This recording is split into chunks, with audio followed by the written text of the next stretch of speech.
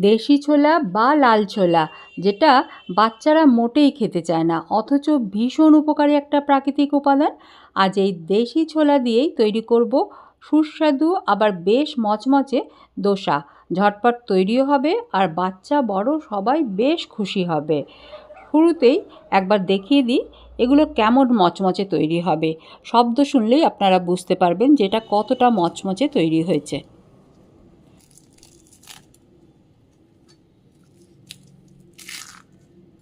আসুন তাহলে আজ আবারও একবার সবাইকে নমস্কার, অফুরান ভালোবাসা আর স্বাগত জানাই শম্পার রান্নাঘর চ্যানেলে।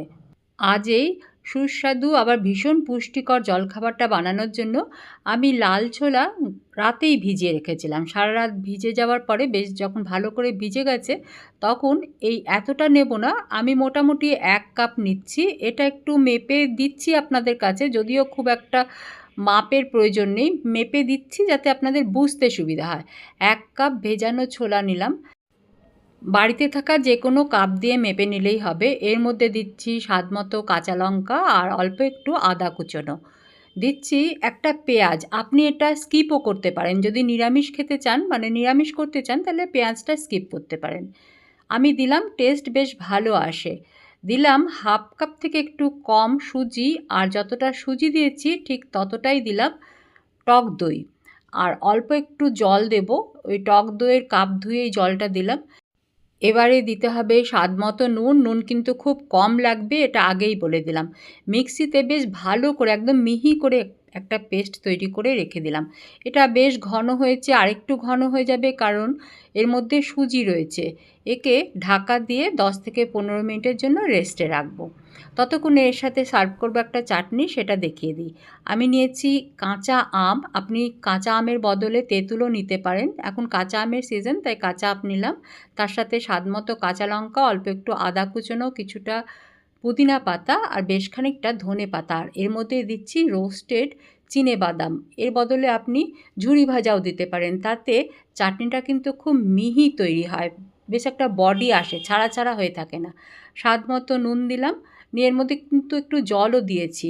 একটু জল দিয়ে বেশ এরকম করে একটা মিহি পেস্ট তৈরি করে রেখে দিলাম। চাটনিটা এই অবস্থাতেও খেতে পারেন, তবে আমি এর মধ্যে একটা ফোড়ন দেবো, তাতে টেস্টটা আরেকটু বেড়ে যাবে। আপনি তেলটা অ্যাভয়েড করতে চাইলে ফোড়নটা না দিলেও পারেন। দেখুন কেমন সুন্দর একটা বেশ ঘন ভাব এসেছে। অল্প একটু সর্ষের তেল দিলাম, 1 টেবিল চামচ পরিমাণ। তার মধ্যে দিয়েছি হাফ চা চামচ গোটা সর্ষে আর একটা শুকনো লঙ্কা। আপনি চাইলে একটু রসুনও এর মধ্যে দিতে পারেন ফোড়ন হিসেবে। এবারে এই ফোড়নটা, একদম গরম ফোড়নটা এই চাটনির মধ্যে দিয়ে দিলাম। আমাদের দোসার সঙ্গে সার্ভ করার জন্য চাটনি রেডি হয়ে গেল। আর দোসার যে একটা তরকারি হয় আলুর, সেটাও আমি রেডি করে নিয়েছি। সেটা সবার জানা, তাই আর দেখালাম না। দোসাগুলো ভাজতে চলে এলাম। দেখুন এরকম ঘন হয়েছে। এর মধ্যে এই হাতার মাপে 1 হাতা আমি জল মিশিয়ে ব্যাটারটা একটু পাতলা করব, তাহলে দোসাগুলো বেশ পাতলা হবে। দোসা বেশ ভালোভাবে প্যান থেকে ছেড়ে আসবে, সেই জন্য ননস্টিক বা লোহার তাওয়া, যেটাতে আপনি দোসা বানাবেন বলে ঠিক করেছেন, সেটা প্রথমে খুব ভালোভাবে গরম করে নিয়ে 1 চামচ তেল পুরো তাওয়ার গায়ে মাখিয়ে নিতে হবে। তারপরে তাওয়াটাকে একটু জলের ছিটে দিয়ে অল্প একটু ঠান্ডা করে নিতে হবে, আঁচটা কমিয়ে দিতে হবে। তারপরে এর মধ্যে দোসার ব্যাটার দেবেন। দেখুন ঠিক এইভাবে। এই যে দোসার ব্যাটার আমি একটা হাতা দিলাম, যতটা বড় করতে চাইছেন সেই বুঝে দেবেন। এবারে এরকম দেখুন একই দিকে কিন্তু হাতাটাকে এইভাবে ঘোরাতে হবে। একবার এদিক একবার ওদিক করলে কিন্তু চলবে না। এরকম করে আস্তে আস্তে ঘুরিয়ে দেবেন। দেখুন এটা কিন্তু একই ডিরেকশানে ঘোরানো হচ্ছে। যদি একটু ড্যামেজ হয়ে থাকে একটু কভার করে দেবেন। নিয়ে আঁচটাকে লো করে এই ওপর পোর্শনটাকেও একটু শুকোতে দেবেন। এটা ভেজা থাকা অবস্থায় দেবেন না, একটু শুকিয়ে গেলে তখন একটু ঘি দিচ্ছি। আপনি চাইলে তেলও ব্রাশ করে দিতে পারেন, এটা আরেকটুও দিতে পারেন, আপনার যেমন ইচ্ছে। ঘি কতটা খাবেন, তেল কতটা খাবেন, সেটা পুরোটাই আপনার উপরে ডিপেন্ড করছে। ঘিটা ব্রাশ করে দিলাম, তারপরে লো আঁচে কিছুক্ষণ হতে দিলাম।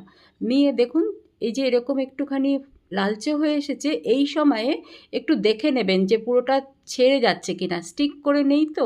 তারপরে উল্টাবেন। এটা 1 থেকে 1.5 মিনিটের মধ্যেই হয়ে যাবে। উল্টো দিকটাও একবার সেঁকে নেবেন, ঠিক মচমচে করে ভেজে তুলে নেবেন। কখনো আঁচটা বাড়িয়ে কখনো কমিয়ে একটু মচমচে হলেই তুলে নেবেন। আপনি যদি মচমচে না চান তাহলে তো আরও তাড়াতাড়ি তৈরি হয়ে যাবে। উল্টো দিকটাতে একটু ঘি ব্রাশ করে দিলাম, তাতে দেখতেও সুন্দর হবে, টেস্ট তো অবশ্যই বাড়বে। দেখুন একটা দোসা কিন্তু তৈরি হয়ে গেল কত সহজেই।